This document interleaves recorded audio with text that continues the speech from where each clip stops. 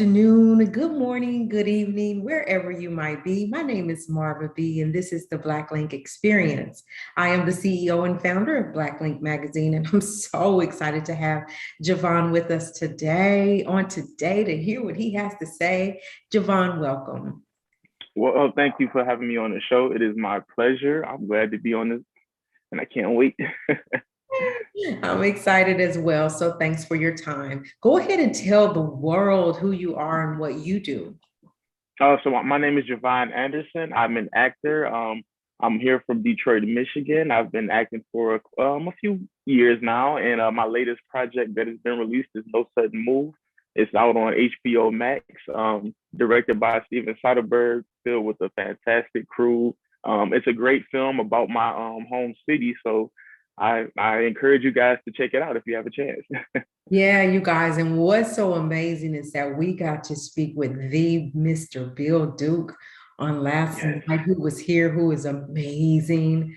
Um, Oh, wonderful, man. yeah, Wonderful. we were just honored to have him here, and then to have Javon right behind him, who worked on the same show with him. So let's talk Yeah. about your journey to acting, and then we'll get on how your experience was on the show. So what was Okay.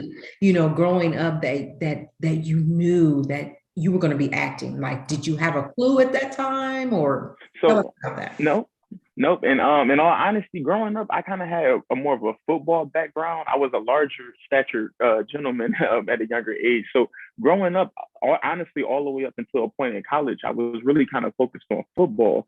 And then my aunt was watching a casting for. She was watching the news, and they were having a casting for a film here. And this was back in, I want to say, 2012 or 2011, and it was just an open extras casting call. And she just said, "Hey, you should check this out. I think you might be interested in it." And at the time, I was actually working at the bank. So I was working at the bank and going to school, still trying to do my football thing. And I was like, you know what? I got off work. I said, let me go out here and see what it's like.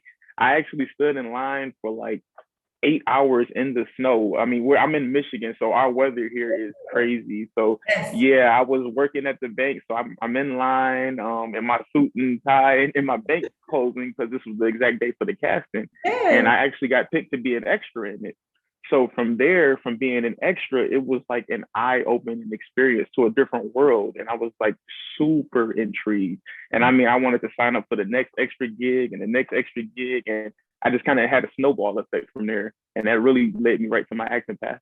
Yes, and that's amazing. You know what? I believe, Javon, I believe that sometimes we have a plan for our lives, and then God just says, "No, I didn't tell you that. Yes. This is what I have for you." And he Oh, opens, I agree. yeah, he opens Oh that door yeah. and lands you where he wants you to be because he needs to use you in that arena. So Oh um, yeah. Oh yeah, yeah. I agree. I that's agree. a great story. My father and I went, and we were extras in a movie as well. And I enjoyed it. Like, what I got a kick out of is seeing the cameras and how they do it and how they put it together. I wasn't worried about the acting part for me. I was just like, how do they do this? I'm very interested Yeah. in that. Now, see, I understand. Oh yeah, that first experience, it was just so eye opening. And then, like you said, but for me, I was so intrigued by the actor. I was just like amazed at what he was doing, and I'm like, I need to study this, and I want to learn this, and I want to be able to do what he's doing. And that literally was like the spark of my life for acting. It brought me to a place of where I was like, this is something that I can do. This is something that I feel like it's not like work. It seems like it's fun. And I Yeah. just really, really admired that from being just an extra on set. Yeah, and a lot of people spend their time doing things that they hate to get up and go to work in the morning. They hate what they Yeah. do. But, for actors and actresses and musicians and entertainment, it's what they love to do. And Oh it's a yeah. blessing to be able to get to do what you love to do. Yeah. Yes, yes. Yeah. Oh yeah, I agree. I've worked on sets where I've done 3 or 4 days back to back of 17-hour, day shoots. And it's like you don't look at it like work though. It's your passion. It's fun to you. So I never counted the hours. I just at the end of the shoot, I looked back and was like, oh wow, that was kind of long. But you don't even think about it when you're in that moment of it. It's just like having fun, like playing basketball, so to speak. Yeah, when we did it, we walked a lot. It was an outside part, and we walked a lot. Well, I didn't realize my feet hurt till it was all over because I was so Oh, intrigued about everything. I was yeah. like, oh, my feet hurt.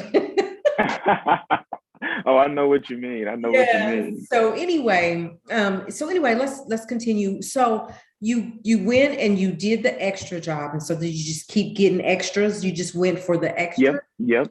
Yeah, I was doing that for a good actual, I want to say, year or two, where I was doing 20, 30 films of just extra gigs, and because I was kind of trying to get to that next step, but I didn't know how to at that moment.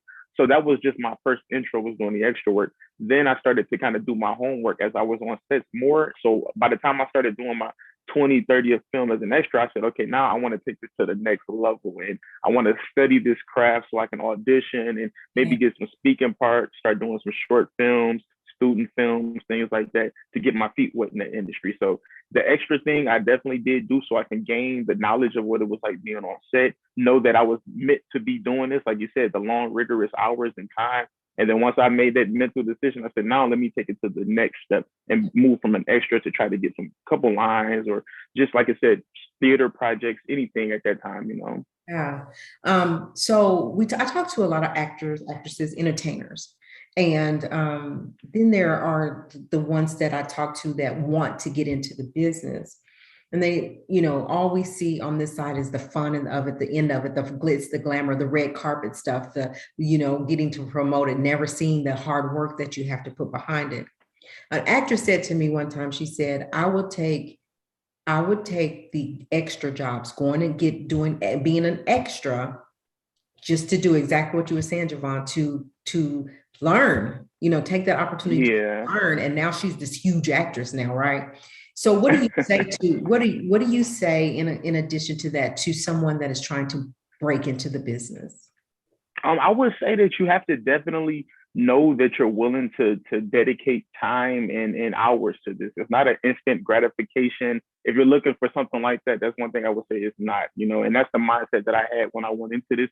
I'm not looking to be in next year A-listing star or something like that. I know it takes time and diligence. So I would tell everyone that when you get into this craft, I look at it like anything you want to do, whether it's driving a car or playing sports. You take time to learn it and to be good at it. You don't just hop in and go. So it's the same thing with acting. It's a process that you got to be willing to take. And it's a very rewarding process if you're willing to stick in and keep on, going at that pavement for that craft. So Right. yeah, it definitely, like you were saying, I've had countless hours in a library where I was researching and studying, because that's what it takes when you want to get to that next level, if you really want to do this type of thing. Yeah, it's a certain commitment that you have. And you also have to have a certain backbone in this industry because they'll tell you Oh no. yeah. You have to be able to accept those no's and just keep developing your craft. Yeah, Not give yeah. up because you got 1,000 no's. Nuh-uh. You just keep developing. Mhm. And what did you learn Mhm. from that? You have to always Yes. be learning, I and think. and like you said, and as an actor, with the rejection, that's one thing that's like the byproduct of this craft. And you I don't say you become accustomed, but you learn to not look at the no's as everything is not specifically towards you specifically, or that no might not have been, you might not have fitted it size wise, height wise, or things like that. So I try to look at it like I give my best performance, and maybe that particular performance wasn't what was needed for that particular role. So you're gonna hear 1,000 no's before you hear the yeses. But when you do hear the yeses, you will know that it was worth going through all those no's. Oh yeah. So tell me, after doing the 20 and 30 parts as being an extra, and you kept developing and kept learning the craft, what was your next move after that? After all of that, what was this first thing that you said, oh my gosh, I get to speak, or whatever that was? So it was a student film. I did a student film here at we have a studio called MPI Studios. It's a school here that teaches film and things like that, and they also do short films. So my first move from being an extra was I got to actually get in a project where I can perform and, get judged by my peers and like, all this homework that I've been doing to practice, and I need to kind of put this out here now.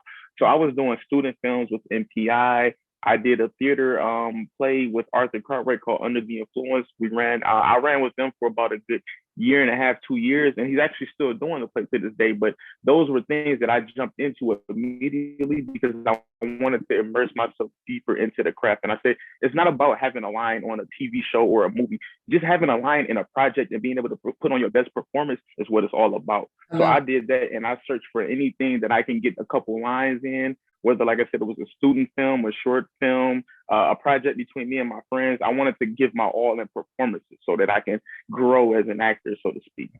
That's awesome. You're so brilliant. Oh. Oh, thank you. Thank you. I appreciate that. Oh, that's so brilliant. So then tell me what was next after that. So you did that student film. What it was the big deal where it was a big deal and you was like, oh my God, look at me, because it's for me, when I listen to you, it just progressed. It started with that and now it goes to the yeah. What's your next progression? What was your next move? So now, in all honesty, my next move, I started to study and look at what it took to be a professional actor and what it was to become union and the SAG-AFTRA thing. So I started to look at gaining an agency, getting an acting coach, doing like auditions at that point. So I felt like as an actor, I built up my practice with doing a lot of student films, doing a lot of theater projects, growing in that aspect. And then I wanted to, like you said, take it to another next level. And that was the professional realm of acting. So I started doing a few commercials with my agency, the I Group that I had got signed with. And funny story, I had actually got signed with an agency through a friend from being a stand-in in the film. That was a nice feature film here, and he actually connected me with them. And then from that point, like you said, I said, all right, this is what I want to do. What's the next level to get closer to that being a full-time actor? And that was getting an agency, going out on auditions, getting some credits under my belt, and then being able to become union eligible. So I was doing commercials. I did a few commercials here in Michigan. And then my first speaking film was in a TV series called Low Winter Sun that was shooting here, that was on AMC. So that was my first big break to actually have a line in an actual TV series. And it felt great for me because everything came full circle on the diligence of practicing and going in and doing the short films and theater projects. So that was my first initial break into, I would say, becoming a professional actor. Yeah, AMC is a big deal. That's a big deal. Yeah, no, yeah. It definitely is, and it was a great film. A great TV series that was shot here. Unfortunately, it didn't make it to a season 2, but that was my first intro to be able to grow as an actor. So to speak. Yeah, you can put it on your resume. That's yeah. Oh yeah. Yeah. Yeah. Tell me, what is the difference? So it's very different when you're shooting a commercial opposed to shooting a feature film, opposed to doing something on the stage. I know you tell me if I have it backwards. So for the stage, you may be a little louder. For on TV, you're just kind of your normal person. You don't have to be as loud. Is that right? Yeah. Well, in all honesty, so you are right about that. For theater, you do have to be a lot louder, project a little bit more. You want to bring a bigger presence because you're not there's not a microphone. Well, typically you kind of are a mic, but there's not like a camera in your face and your mic. You're doing it to an audience of hundreds or thousands of people. So you do have to bring a bigger presence. And as an actor, I love doing theater because it's a how can I say this? You don't get to do 2 takes, 3 takes. It's more so you have to bring your A game immediately. Yeah. And that's the thrill of acting for me. It's like being on stage, a lot of it sometimes get improv, you're on the spot. So that challenges you as an actor to say, hey, let me bring all of it to the top, for that one shot, not thinking that I got 3 or 4 takes going on the line. But then when you switch over to film, it's more contained and it's more intimate, so to speak. And a lot of it dealing with you building a character and what's going on in your scene specifically. It's a lot more broken down and more, I would say, like you said, smaller and more intimate. Like what you say, you're bringing your voice in. A lot of it is different. You're not projecting anything. You're not screaming out on certain things. And it definitely is a different take on it for an actor, on my experience of it. But I would agree that as an actor, you want to have a balance of both.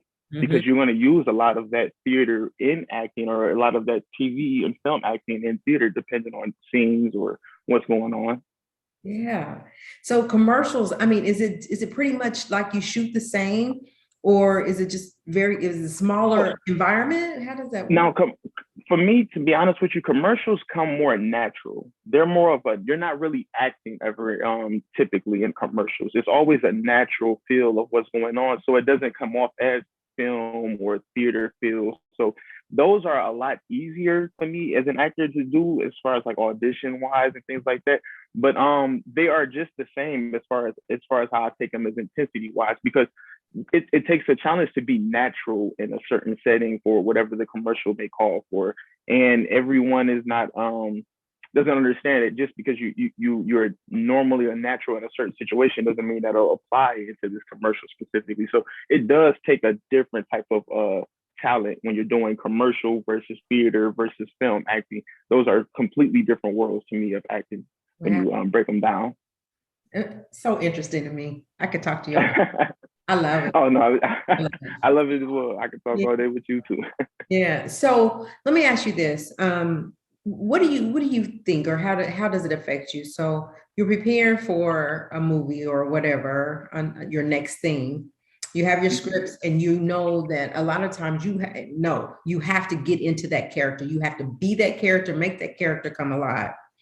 Once you wrap on a movie that you've done, or a gig that you've had, is it hard to come out of that character? Like, Um, it I wouldn't say it's hard. It depends on the method of acting that you approach with it. So for instance, like my last project that we're talking about, No Sudden Move, when I was building up my character Lonnie, I built an actual life for Lonnie, so to speak. Like, I mean, off script from what was given to me from the writer and everything like that, I built Lonnie as that character. So it did take a second for me to switch out of that mode of Lonnie, because I was so, I wanted to bring that presence to the film. And when you're doing film acting, that's what I was saying about the character building and things like that. You do kind of delve into that mindset of that character and become to get those mannerisms down, and it becomes a part of your life. And you want that from when you're performing it on the scene and everything. But like you said, once you're wrapped and it's a cut, you want to kind of delve out of that mindset. And it depends on the actor on how deep you want to go into those roles, because you embody those into yourself. It becomes second nature, so to speak. You don't want it to be something where you have to turn into. You become that character. So it can be a challenge sometimes when you want to switch off and say, okay, you know what? Let me let this rest. I'm switching off. I'm going into a whole nother mode. But it really depends on the project, the character, how deep you really want to pull on that, so to speak. gosh, you know what? I'm going to put this out there in the atmosphere. I am going to be able to find somebody's set, and they are going to, I'm just putting this out here. They're going to allow me to come in there and watch what they do, because that's what I want to Oh do. yeah. Oh yeah. How you gonna It's let gonna happen. me? It's gonna happen. Yeah. So anyway, moving on. Let's talk about your just most recent project, where Bill Duke was one of the starring characters. We Mhm. talk about the scene and the sets as much as you can. We don't want to give it away, and tell me your experience, and you know just tell me what you can tell me.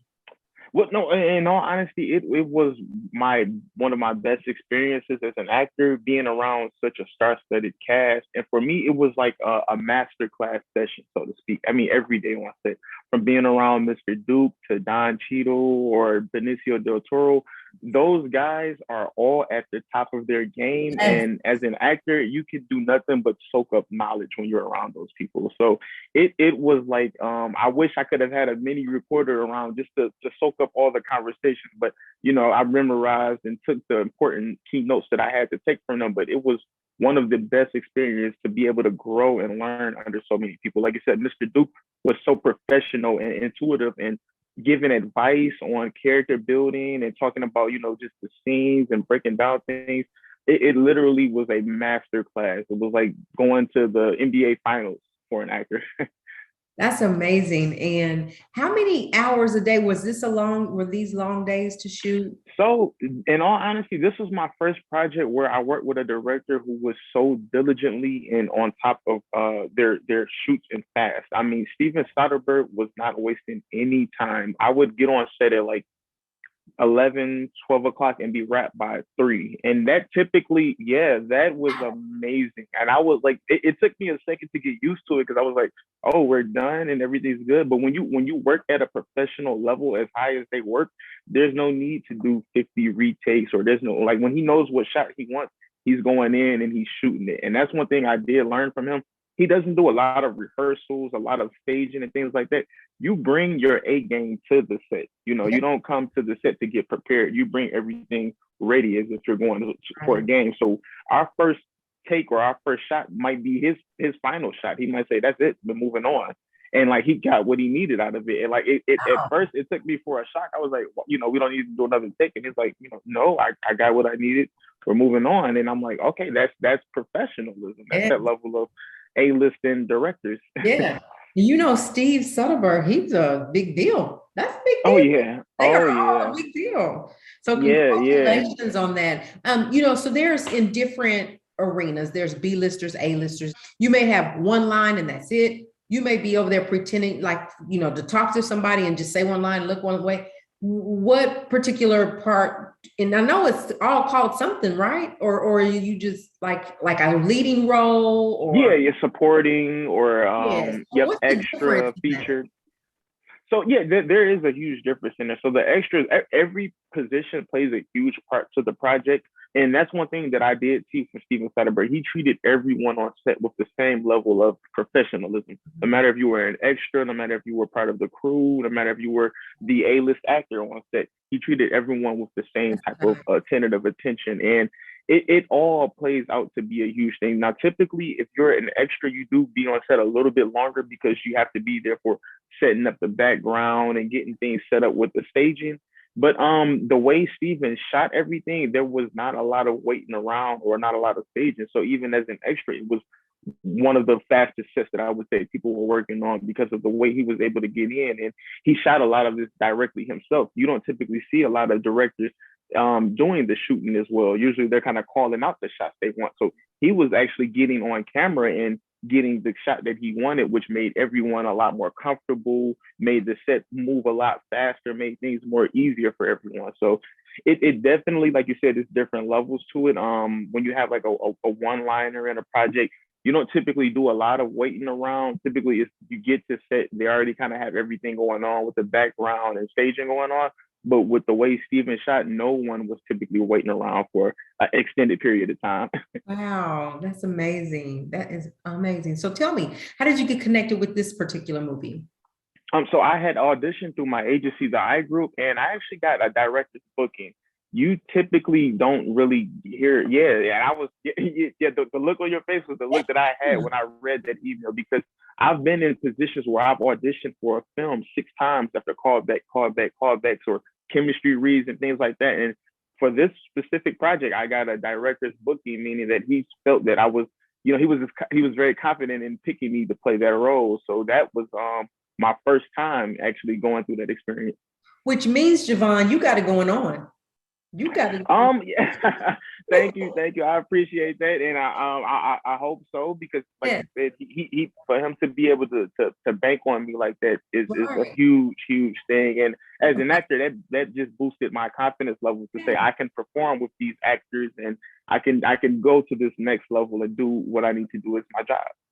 So pretty much when you went and they called you or told your agent or whatever that they needed you to audition, how does that work? They call you, they say, okay, you have audition. We want you to come audition for Sudden Move, and it's going to be at 3 o'clock at this location. Be there, be ready. How does that work? So yep. So typically you would get the audition in. You would go into your agency, do an audition. 9 times out of ten is going straight from the casting director to the directors and producers, and Oh, then it's going to a level of clearances. So that's what I was saying. Like you would get where you got 3, 4 callbacks for one specific role, and I've been through things like that. And you have to get kind of cleared by everybody. And as an actor, for me, when you go in there for a studio film, whether it be Warner Brothers, Universal, Sony or Paramount, you typically have to get approval and cleared by them as well. So even when I had gotten booked for this project as a direct booking, I still had to get cleared by Warner Brothers and different people that said, okay, we're going to solidify him and so he can play this role. So it's a nerve wracking process as an actor that you do have to go through, because it's a lot of, like I said, clearance stages that you kind of have to go through. But it's the thrill of knowing that you can get to that point and that people are saying, hey, we want to possibly work with you, that keeps you moving and motivated as an actor as well. But for this specific project, I didn't have to go through that, thank God. Yeah. And it was a direct booking, and all it was after that point, it was just more so waiting on Warner Brothers to say, okay, we're going to give you a contract and actually let you play this role of Limey in No Sudden Move. Okay, I'm not going to keep you much longer, but I have more questions real quick. Oh, no problem, no problem. So once Warner Brother gets it, so Steve Soderbergh says yes, right? Mm-hmm. Then it goes to Warner Brothers itself. Yes. So, yep. What are they clearing you for? If Steve said yes, are they having this conversation with Steve and Warner Brothers? Well, I'm not going to specifically say I know exactly how they're having it, but I do know as an actor that you do have to go through clearance levels from the studios to bank and say that we want to give this role to you specifically. Okay.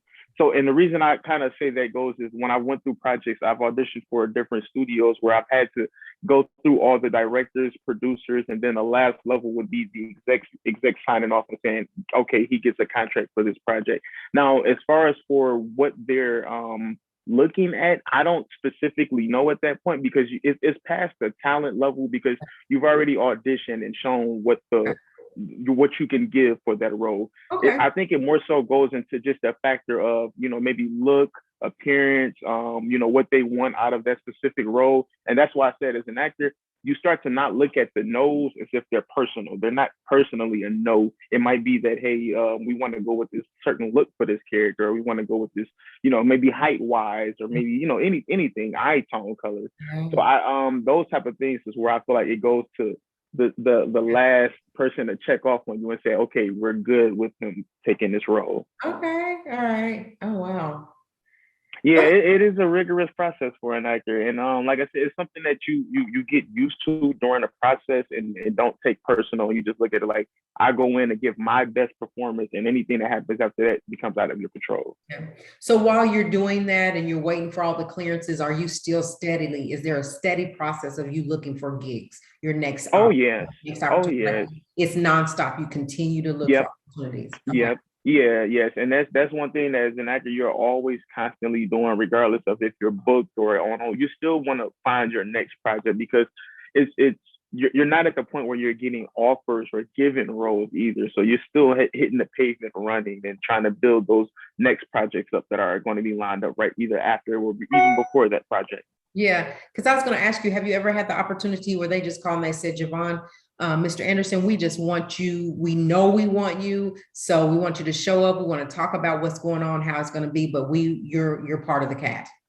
Has there any been, I'm sorry.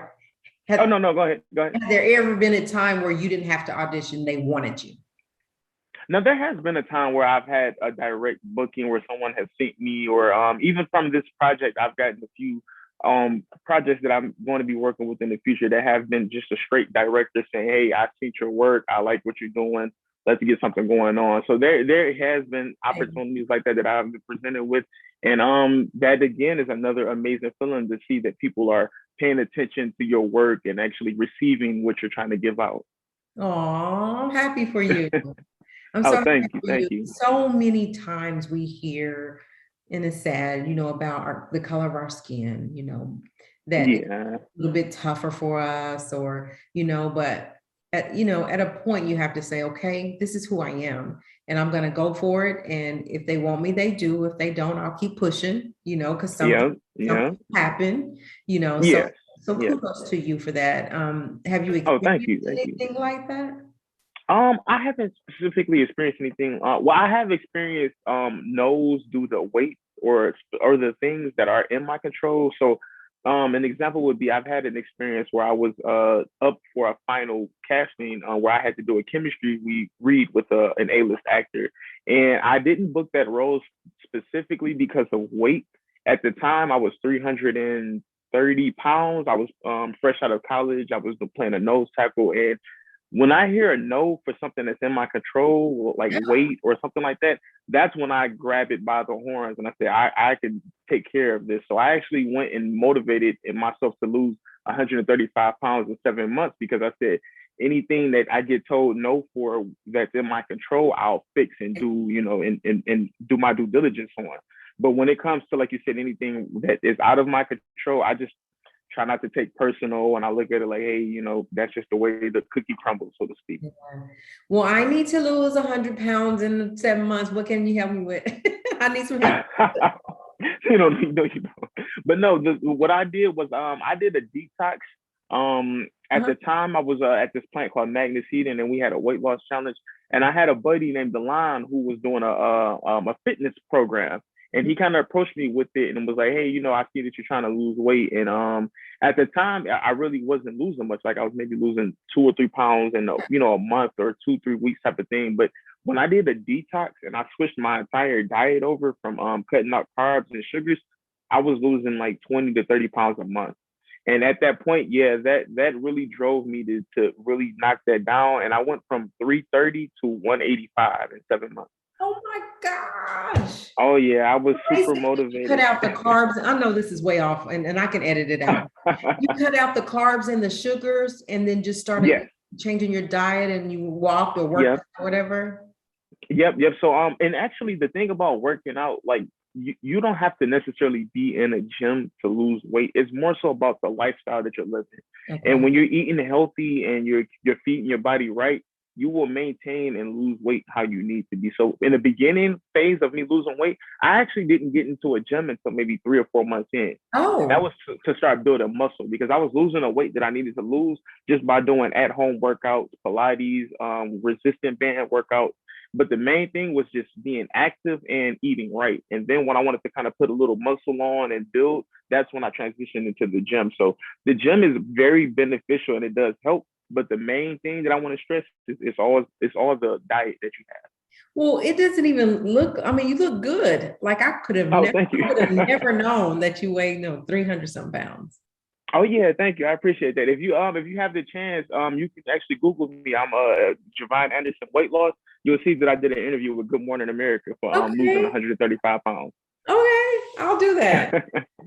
Javon, thank you so much for being here. Like, you're so awesome. And I appreciate you for sharing your journey and sharing some gems for other people to grasp a hold of that's trying to get in the business. Because this was really helpful. Like, I'm not trying thank you. Yeah, I'm not trying to get in the business. I'm just trying to have interviews and cover the people that's in the business. But if I was someone brand new into the business, what you gave me today, like I would know what to go and do to try to do that. So that's amazing. Well, I appreciate that. And that was my whole goal, was to be able to give any type of knowledge that I've been given and that I've been learning along this journey. And I appreciate you giving me the opportunity to appear on your show and to give some of this good knowledge back. Yeah. And it's kind of crazy how we connected, because I would have never connected had I not that connection. So, and I think the wonderful thing that you were doing with Bill Duke, and I was like, that was so amazing. And you guys do wonderful work all the time. So thank you so much. I definitely appreciate that. Oh, you make me feel so good. Thank you so much. We'll be looking for you in more shows, and I'll be following you. So tell the people how they can follow you on all social media sites. Okay, so I'm on Facebook as Javon Anderson. I'm also on Instagram as Javon_Anderson_, and Twitter with the same handle, Javon_Anderson_. And how does someone book you? Do they go through your agent? How do they book you if they want to book you for a show? Well, yeah, I'm typically, they could reach me through my agency. My agency is the I Group, or I can actually be reached directly through social media. I'll give out my email, javon122588@yahoo.com. But typically, if someone wanted to contact me through social media or things like that, I have no problem reaching back as well. That's so awesome. Again, thank you. You guys go out. Let's support our brother in everything that he's doing. If it's nothing, going to his social media sites and hitting the like button. At least let's show some type of support for him. So you guys, we're going to appreciate you guys. You're welcome. And we're going to get out of here for now. Remember, respect yourself and respect others. God bless. God bless. Thank you.